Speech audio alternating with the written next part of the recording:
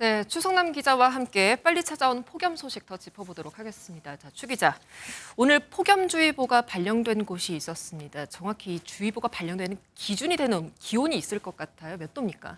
일단 그 폭염의 정의부터 좀 확인을 해볼 필요가 있는데요. 네. 뒤에 보이는 것처럼 이 폭염은 한자로 햇볕이 쬐다는 폭자와 불에 타는 염자를 합친 말입니다. 네. 그래서 매우 더운 날씨를 의미하는 단어인데요. 폭염주의보는 낮 최고 기온이 33도 이상이 이틀 이상 지속할 것으로 예상할 때 발령되고 낮 최고 기온이 이보다 높은 35도 이상 이틀 이상 지속하면 폭염경보가 발령됩니다. 사실 이제서 6월 중순인데 폭염주의보가 발령이 됐습니다. 무더위가 이제 해가 갈수록 좀 빨리 앞당겨서 찾아오는 것 같은 그런 느낌이 들거든요. 기록상으로도 그렇게 나타나나요? 느낌은 그런데 꼭 그렇지만은 않습니다. 제가 10년치 자료를 좀 찾아봤는데요. 네. 가장 빨리 찾아온 폭염이 지난 2018년 4월 21일이었습니다. 그리고 올해는 지난달 16일 강릉 낮 최고 기온이 35.5도를 기록했는데 최근 10년간 세 번째로 빨리 찾아온 폭염입니다. 그렇군요. 그런데 올해 초부터 역대급 더위가 올 것이라고 아주 일찌감치 예고가 됐습니다. 그 특별한 배경이 있을까요? 바로 엘니뇨 때문입니다. 엘니뇨는 이 적도 부근 동태평양의 해수면 온도가 3개월 이상 평균보다 0.5도 이상 상승하는 현상을 말합니다. 여기에서 2도 더 올라가면 슈퍼 엘니뇨라고도 합니다. 기상청은 이미 지난달 엘니뇨 주의보를 발령했습니다. 동태평양 해수면 온도가 28.5도로 평년보다 0.5도 높은 상태를 보였기 때문입니다. 국립수산과학원도 올해 우리나라 해역 수온이 0.5에서 1도 정도 높을 것으로 전망했습니다.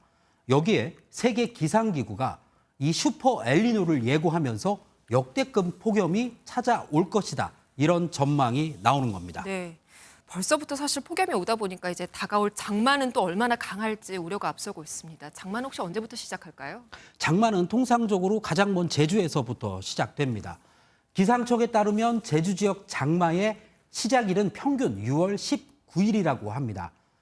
그런데 이번엔 당분간 제주에 정체전선에 의한 비 예보가 없기 때문에 올해 장마는 평년보다 조금 늦게 시작할 것으로 보입니다. 다만 다음 주 화요일부터 이틀간 제주에 비가 내리는데 장마가 아니라 저기압 영향이라고 합니다.